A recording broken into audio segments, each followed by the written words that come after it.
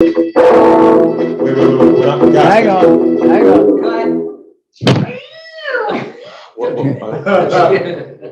Remember, Gidon, one thing. Okay. You're going to have to sing.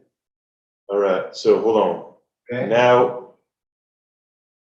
we're good.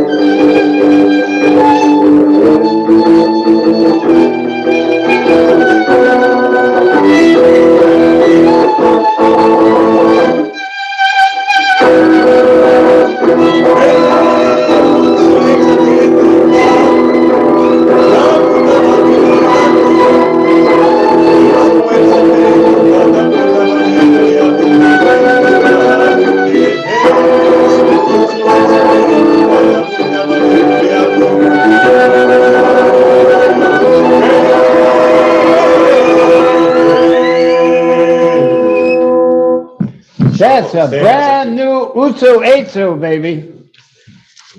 The last time they had anything new like that was the Shema on the Fire of Ak. Hey kids, what time is it? Time for Gezintahait Street. It is time for Gezintahait Street. And the story tonight is entitled Absolute Truth. A commentary in the Gemara Masechta Peah explains the meaning of a judgment that is absolutely true. Emes lemiso. There's a story from the Baal Shem Tov which highlights and further explains the concept of a judgment that is absolutely true. A Jew lent money to a friend, and the friend later passed away.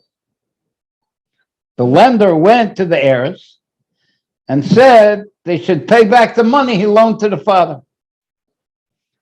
The heirs said their father never told them of the loan, and in court, they swore they knew nothing of the debt, and since there were no witnesses or documents, the court declared that according to the rules of Torah, they did not have to pay.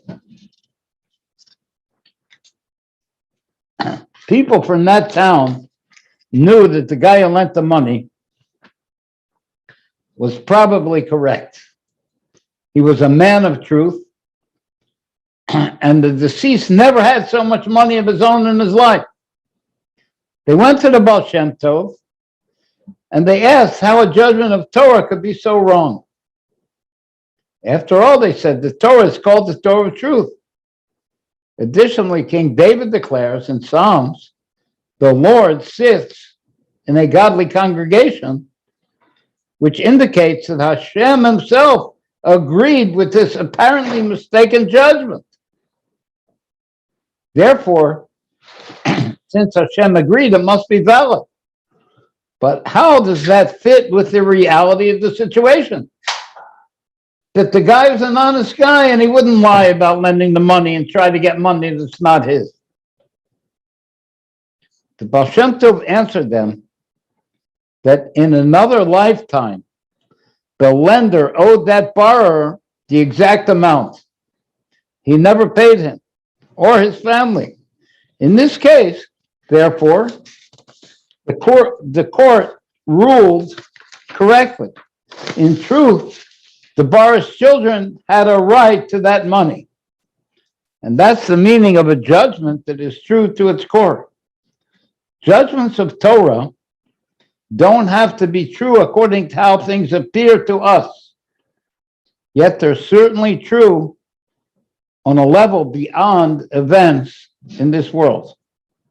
One might know for certain that he doesn't owe money, legally or morally. Nevertheless, on the level of absolute truth, he does owe the money. So too, and this is the message from the Rebbe, on a spiritual level, it may appear we owe nothing to another person. But on the level of absolute truth, because of events in an earlier incarnation, or for other reasons connected to the source of our soul, we do owe a spiritual debt to that other person. And therefore, we're sent to this world to put tefillin on another person, to blow shofar for him, or to teach him aleph face in order to rectify our own soul. Now, there's another story attached to this, and the name of the story, we're talking about Mad Magazine. The name of the story is what? Me worry?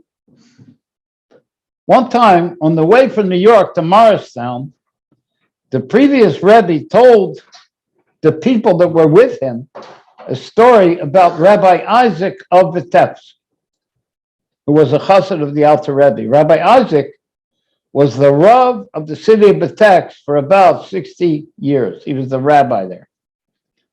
At first, Rabbi Isaac was an opponent of Chassidus and the Alter Rebbe. He was a misnagid. But at the great debate in Minsk, Rabbi Isaac recognized the Alter Rebbe's exalted status, and he became a disciple. At that time, the Alter Rebbe said that a person should say the prayer of a traveler to Tefillos HaDerech every day, because we are constant travelers in the stages of life.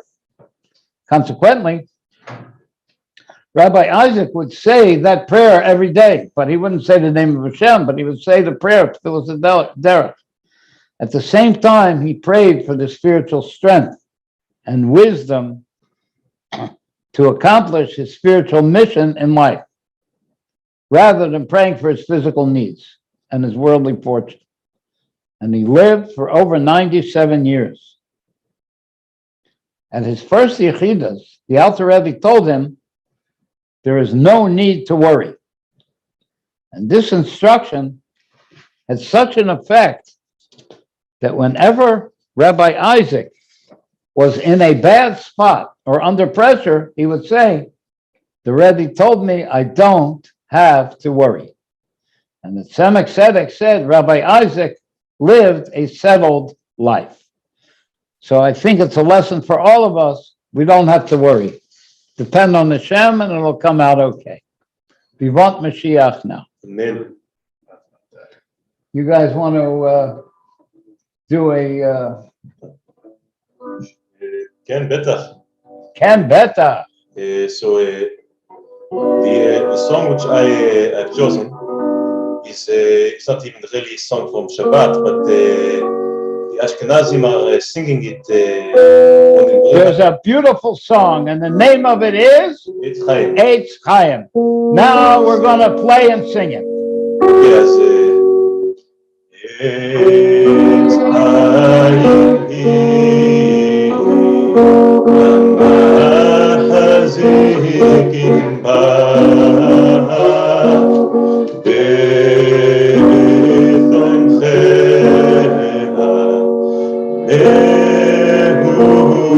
betonchecha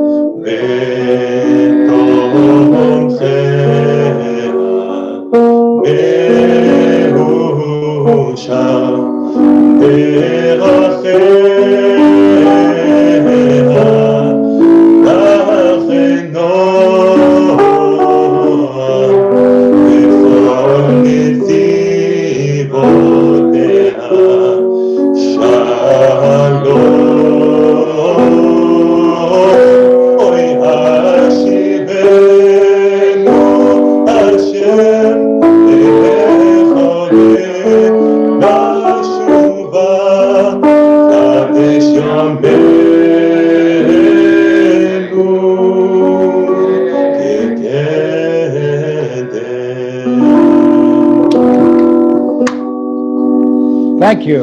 יישר כוחכם. Are you able to share that document I sent you on the screen?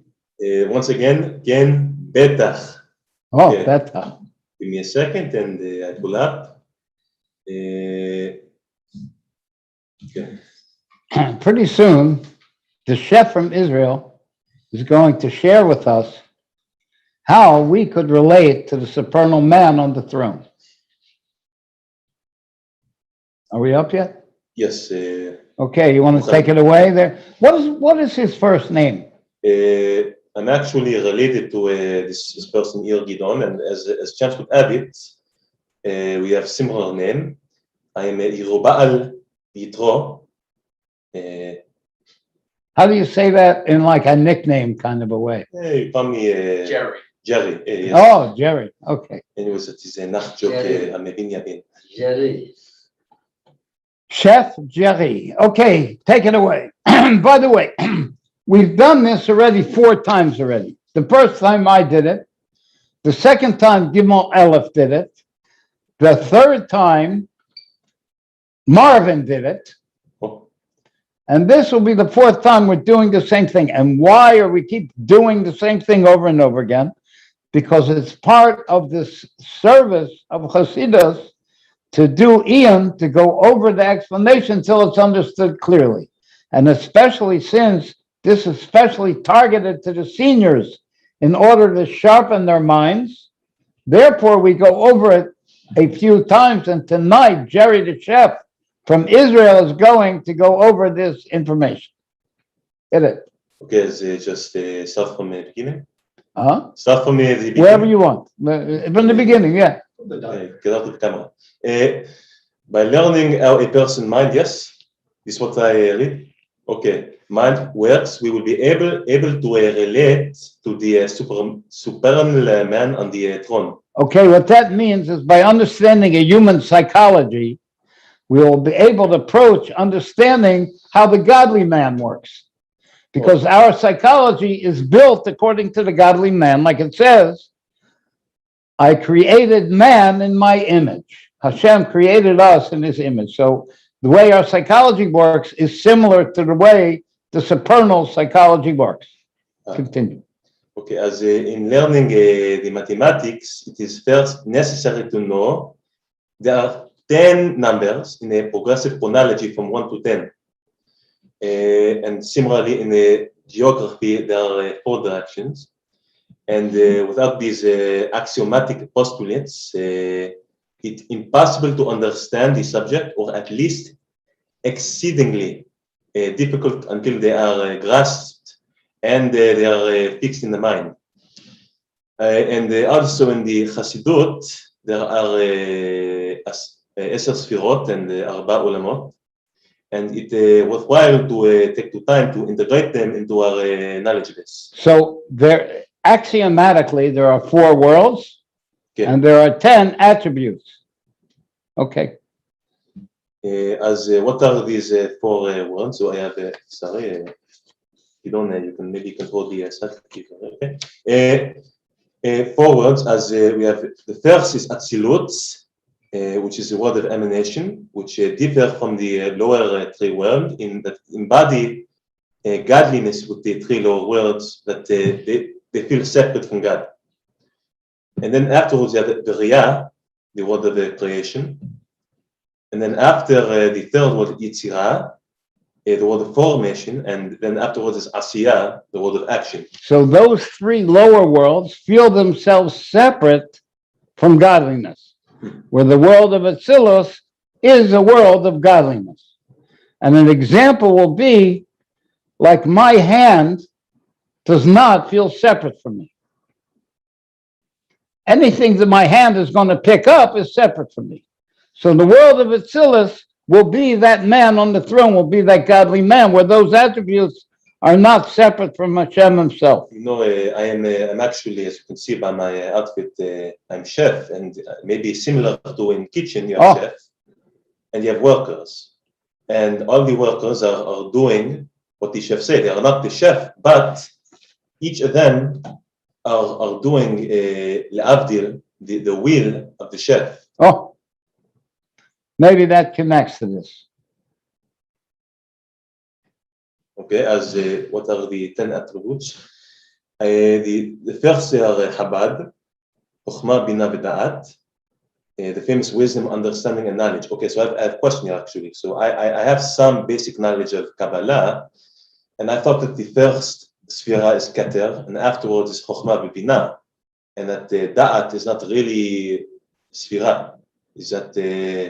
Well, it depends. If you're counting Keser, then you don't count Das. And if you count Das, then you don't count Keser. And there's reasons for it, but when you say it's not a Sphira, Das actually contains the 6 emotions that are going to come out from it. Oh, really? Even though it's Da'at, it's in the Sechel, it still has emotion. Well, there's 2 levels of Das.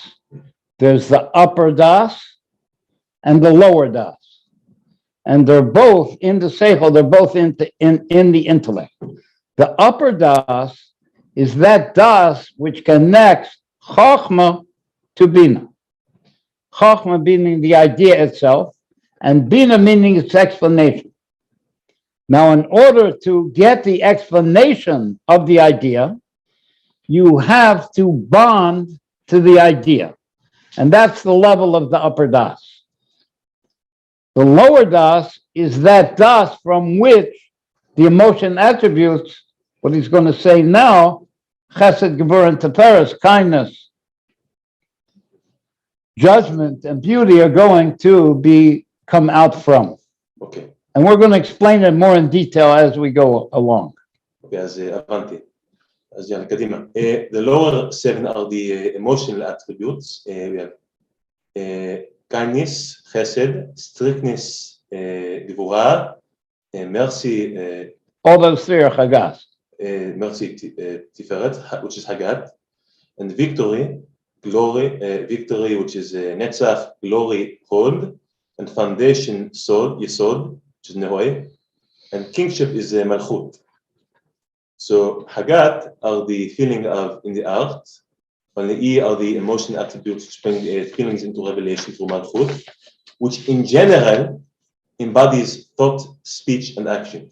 Malchus embodies thought, speech, and action. Yes.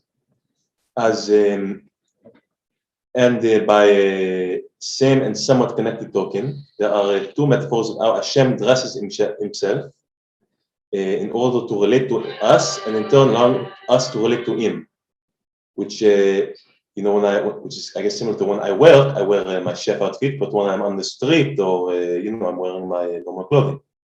Yes. Not sure if that's this, but that's true that every level of emanation of godliness is Hashem kind of wearing a different suit. Like a person is in his house, he's the father and the husband. And then when he goes to work, he puts on a chef hat, but it's the same guy. And then when he, when he goes to the football game, he puts on his football fan uniform, but he's the same guy. So let's see if it's connected with this. Okay, and So the human image, like the supernal man, on the throne in the heavens and the visions of the prophets. So Hasidut explains that even though he has no body or likeness of a body, when we speak about Hashem's right arm, it is a metaphor for his attribute of kindness. And we mentioned the brain of the supernal man, it is a metaphor for how the ungraspable, unknowable, one divine, these are big words for Israeli, okay? One dresses himself in the attribute of divine The wisdom. one who's not ability to be known dresses himself into these attributes of kindness and intellect. Okay, as Why does he do that? no, you tell me. In order that we should be able to connect with divinity. So he dresses himself in attributes that we have. So by knowing our own attributes, we're able to connect with Hashem, even though he's higher than any of those attributes and not contained in them. He dresses himself in them so that he can connect to us. By us knowing those our own attributes, we can understand how Hashem works. I understand. Is that clear? I think so, yes. Good. So in order to understand how to do his will, in making this world and the dwelling place for him. And that's the bottom line. He wants to come here and live with us. So in order to do that, he dresses himself in this supernal, symbolic man. And in this way, we have an attribute of kindness and an attribute of intellect. Then, from my flesh, I will know God. From my own attributes, I will understand the godly attributes. And that's the first metaphor. How Hashem dresses himself to look like a man. That's the first metaphor for how Hashem connects with us. And now the second metaphor. As the second metaphor, actually, I have a question on this. Yes. Say from my flesh and from our. Is to say that only the good attributes, or both the good and bad attributes, one can come to know God? We have an attribute of kindness. Yeah. You can have a kindness for a bad thing, but we have an attribute of kindness. So we understand then that that man on the throne has an attribute of kindness. It's, in other words, to make value judgments at this point, we're not up to that. We just want to understand this thing weighs this much, it's this big, it's this color, it's placed in a certain place. That's where we're up to. We're not making value judgments yet. As the second metaphor is as names. Names. So we have a Kel, which is representing the divine attribute of Hesed, of kindness, while Elohim represents the divine attribute of Gvura. So those are names. Kel and Elohim are names. So if you call to Hashem by a name that indicates wisdom, he emanates wisdom. For example, if one needs a favor, he addresses the one he petitions. You are such a kind person, to elicit from that person attribute of kindness. Like chef. If I come to your kitchen in the back door and I tell you, chef, you're such a kind guy. I'm very hungry. Can you help me out? The fact that I told you you're kind arouses in you the emotion of kindness. So you're going to give me the food that I want. Mm-hmm. And if I come and I say, hey, chef, give me some food, I'm not going to elicit that attribute of kindness. That's why when we call Hashem kind, we are eliciting by Hashem this attribute of kindness, even though Hashem is not kind, and he's not judgmental, and he's not any of this stuff, but he dresses himself into these attributes according to the way that we approach him. As okay. So Hashem is essentially removed and ineffable, but at the same time, he commands us to love and fear him. Which begs another question. How can love and fear be commanded? How can you tell a guy you have to love? You either love him or you don't. How can you tell a person that he has to love? That's the question. You get it, Chef? Yes. Okay.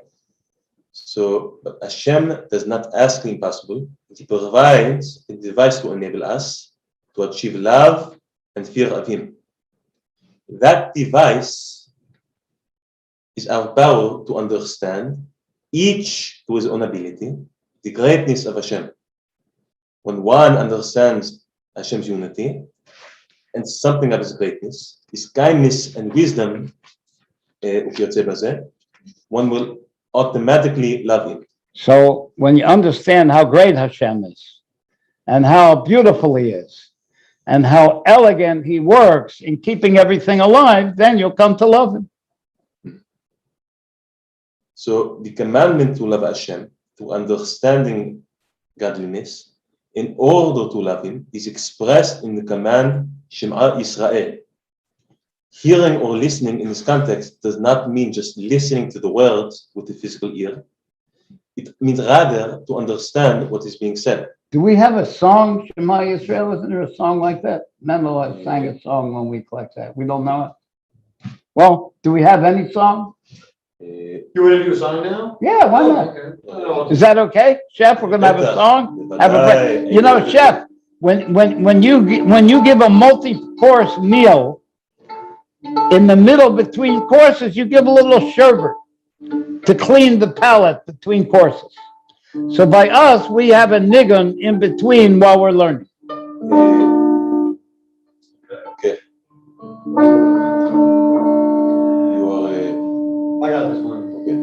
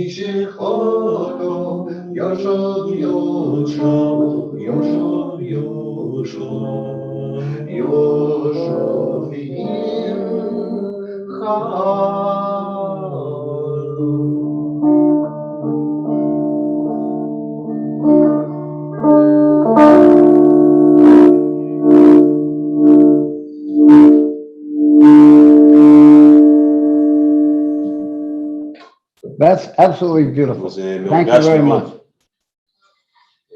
If anybody doesn't know, and I hesitate to interject, because how do you follow an act like that? But just to let everybody know what the words of that song, happy is the one who has not sinned, and the one who has sinned can return.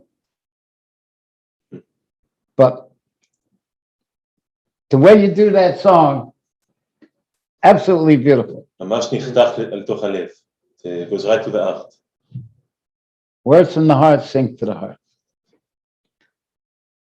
So we're up to the Rambam about the Shema Yisrael. Is that correct? I believe we are. Okay.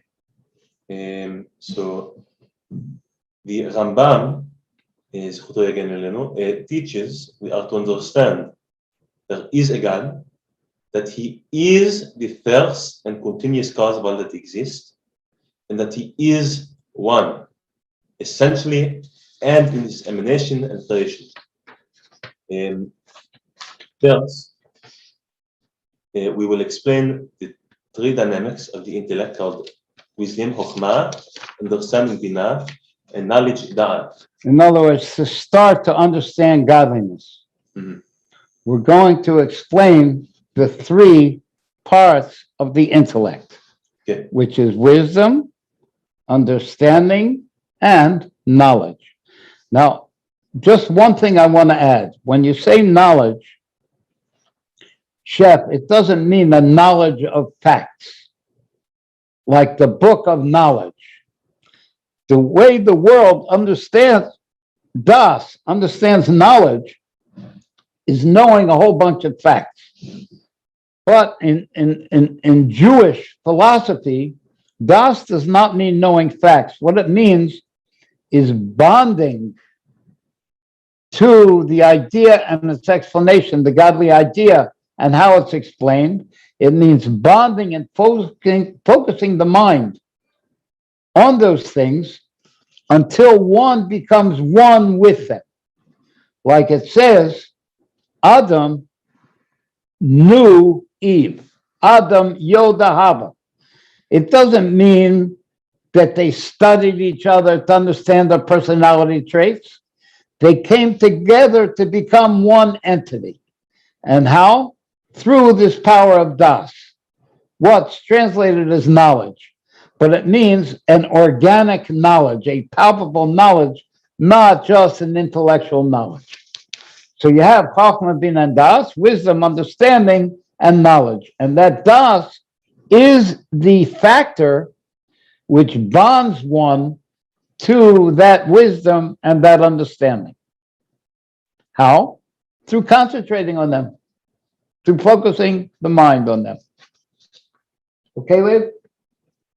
Okay? Yeah. You're okay with that? Good. Okay, Chokhmah. As Chokhmah, wisdom, is the light of the idea or intellectual concept called sechel itself before it is dressed in the words and letters of the explanation. So that's the idea. It's just an intuitive flash. Oh, wow. What an idea. But it is not yet being able to dress into words and letters. You can't explain it yet to someone else.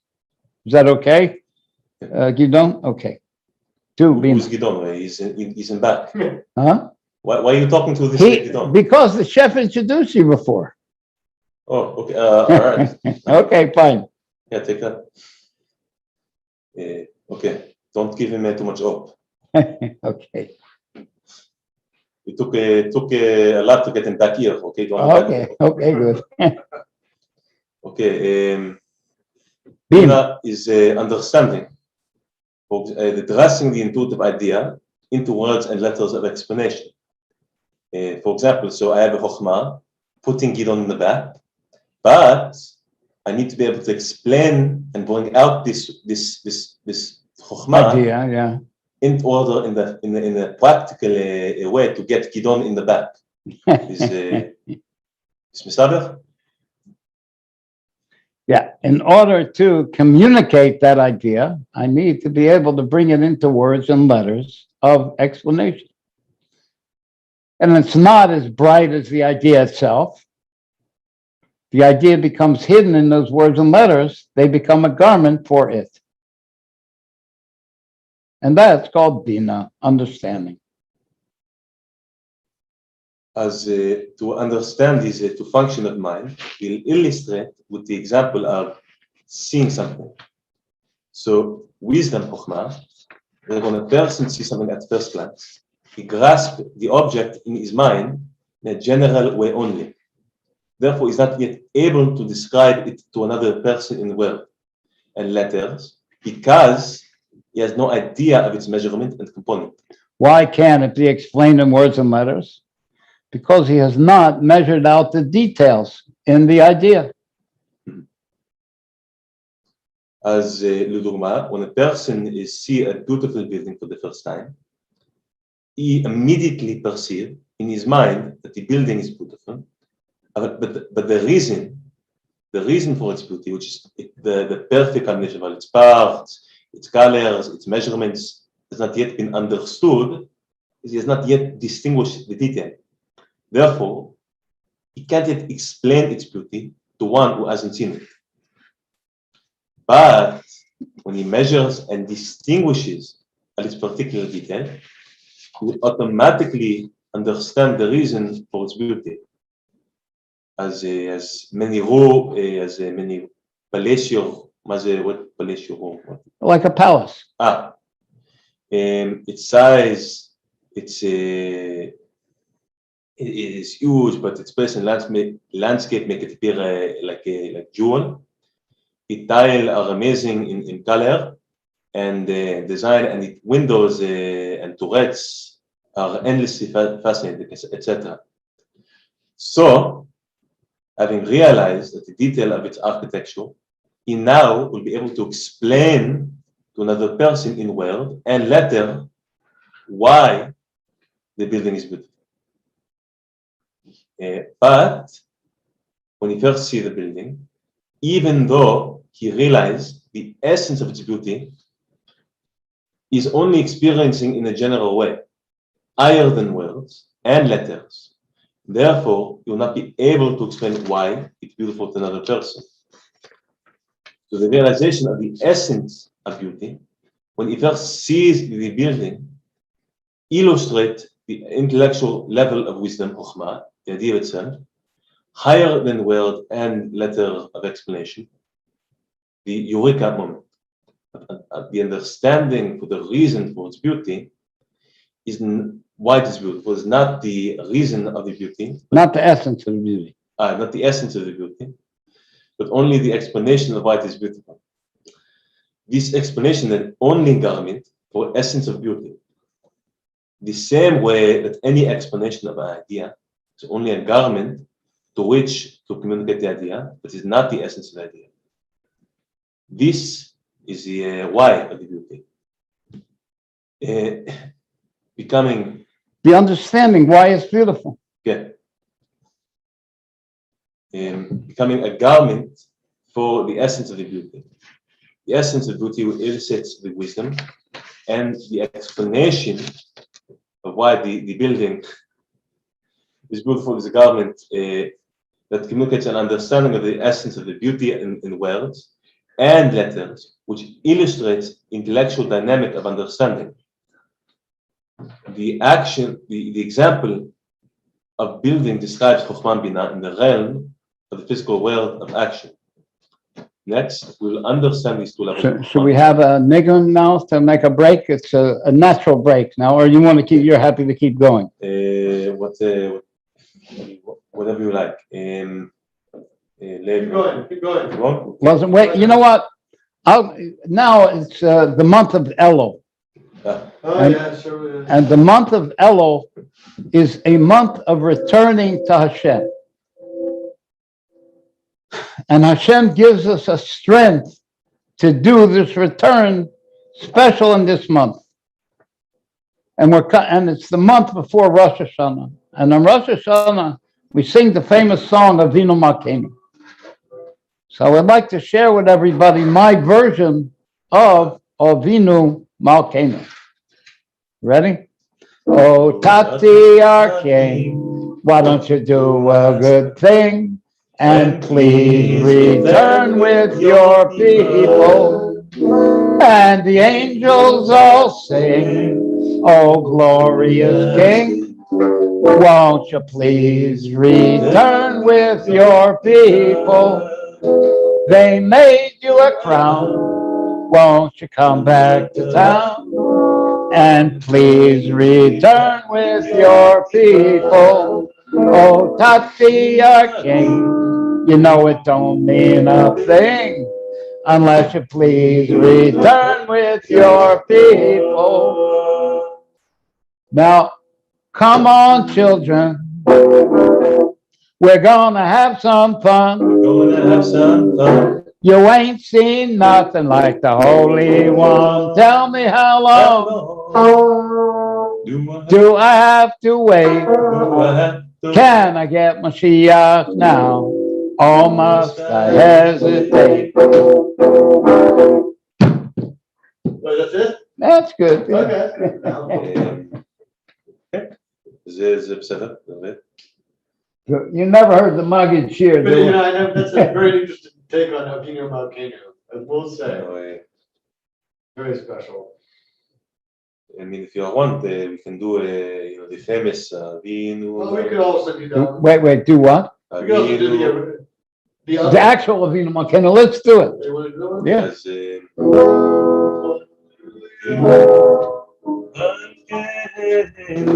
The classic version. I am up here. I apologize. I just can't realize that right now. Okay, so give me a second. You know the key that to start up with?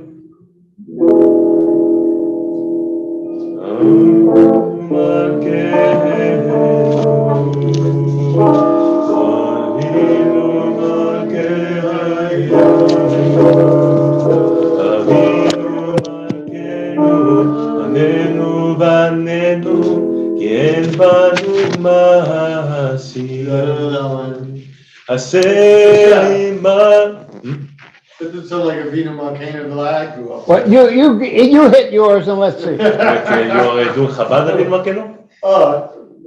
Go ahead, you do yours. Everyone's Avinu Malkeinu isn't Chabad? That's what I'm. You are ya ba ya ba ba. That one? You hit it. Do you have an Avinu Malkeinu? Yeah, let's do Chef. Chef, let's get it together. Here's the recipe. It was like this.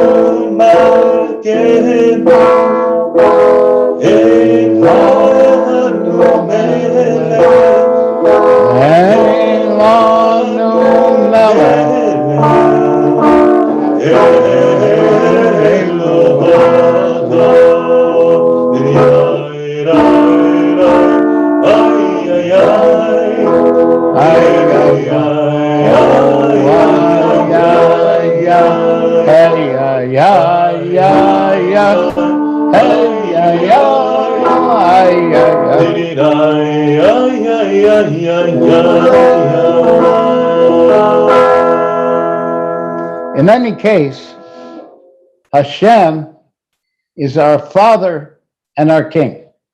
And we're coming up on the days when it can be expressed and truly realized. And the way it works is that there's a revelation of the 13 attributes of godly mercy, which are higher than the world completely, and they're even higher than Torah and mitzvahs. And the proof is that Torah is wisdom. And when you go against the godly wisdom, you blew it. You can't get the godly beneficence. However, Hashem provides a device through which we can overcome that lack, and that device is called tshuva, is return to Hashem. And that device, and what allows that tshuva is those 13 attributes of godly mercy. Until Moses went up on the mountain for 40 days. He went up in the first day of this month of Elul, and he finally received the 2 second tablets on Yom Kippur. which that is what we're on Simchas Torah. That's what we're happy about, that we received those second tablets. And that was when these 13 attributes of divine mercy were revealed. And in the 10 days between Rosh Hashanah and Yom Kippur, Hashem gives us the ability and the strength that we can call to him from the inner point of our heart and actually connect to Hashem, not on the level of rewards, not on the level of counting points. We can transcend all that and connect to Hashem himself. He's our Father, and we give him nachas. We give him a lot of pleasure when we return to him, and we recognize that he's ours and we're his. And these days, starting now, and all the way up to Rosh Hashanah and Yom Kippur, where that level, that connection is hidden, and it finally becomes revealed in Shmini Atzeres and Simchas Torah, and we have the opportunity, like it says, search for him when he can be found. And these are the days when Hashem himself can actually be found. So should we have the sign-off song now? Yeah, if you want, I can, myself or Gidon can also give you one idea about the Teshuvah, but Elul, if you would like. Yeah. So, Chef, you can do Teshuvah for all the people you food poisoned throughout the years. oh, okay, hey, we're not talking about, come to America to avoid this, okay? Okay? And also, what is that machine you make there?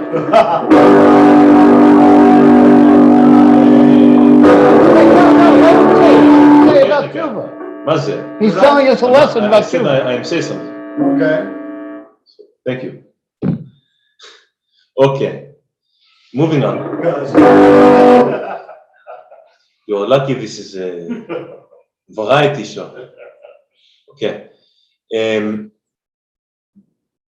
I talk about this idea that you do teshuvah out of yirah, out of fear. It is get rid of the sin, the chet, but you know, okay, no, you got rid of the chet, but if you do teshuvah out of ahava,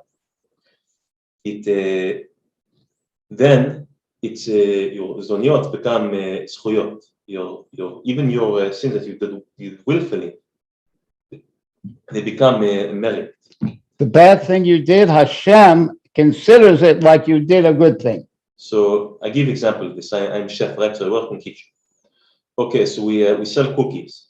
Okay, so we put these cookies in certain container. Okay, now somebody is packing a salad, and he's supposed to put them in a pint container, but he puts them in a container that we use it for the cookies. Okay, you following? Okay, good. So now there's very little of this container left, and the chef uses all of it. Okay, so what happens? I see you. Look, try my best, okay?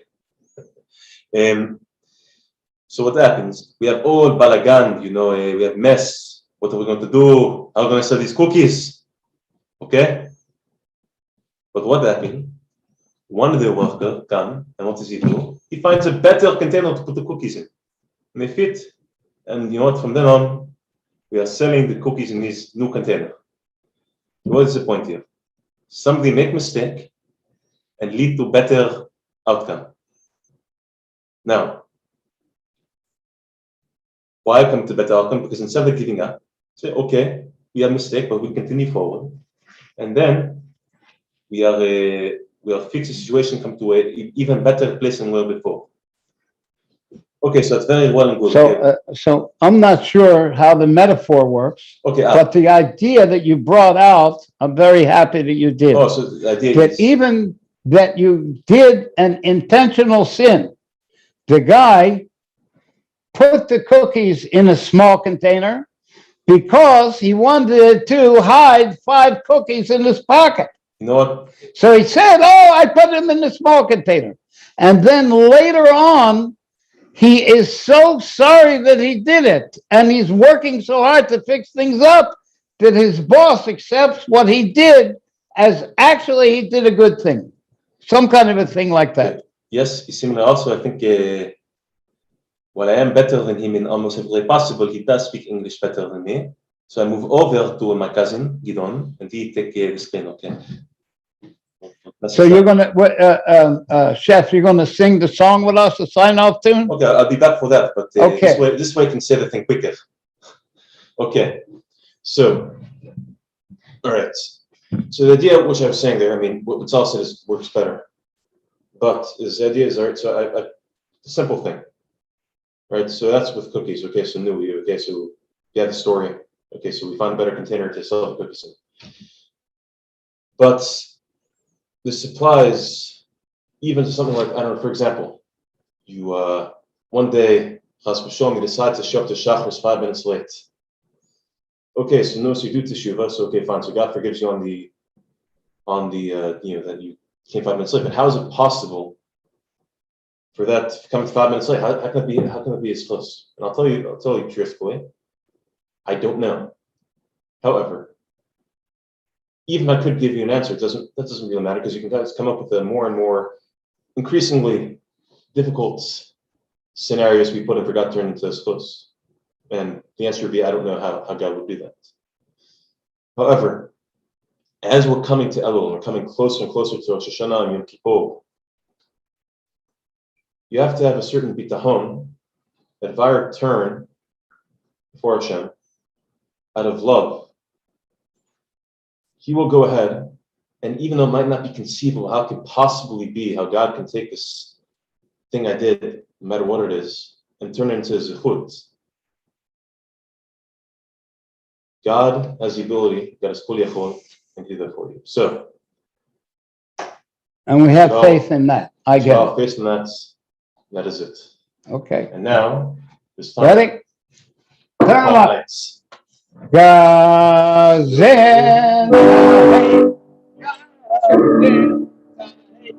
Gezintahait.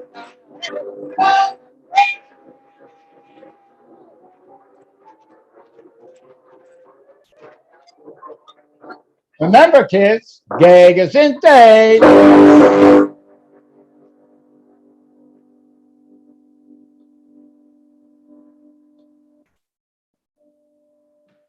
That's it. Are we off? Okay, what You know, what do you the think? very last Good show. The very last Howdy Doody show, Yeah. Clarabelle said, "Good night, kids." He never talked. All those years, he never talked. And the last show, you know how scary that is, Clarabelle? Good night, kids. I thought it's a pretty profound moment. And you know, Clarabelle was Captain Kangaroo later, the same guy. Okay, so. Do you remember Clarabelle, or are you too young? Captain Kangaroo, I was too young for No, that. Captain Kangaroo was already later. By the way, I mean, how was that lesson? Huh? If it wasn't that good, What? what I just said. Don't worry about it. Your song was great. That Eitz Chaim was great. I understood. And the way you gave over the Hasidus was clear and beautiful. So, but by him saying that what I said earlier was good and him avoiding what I said.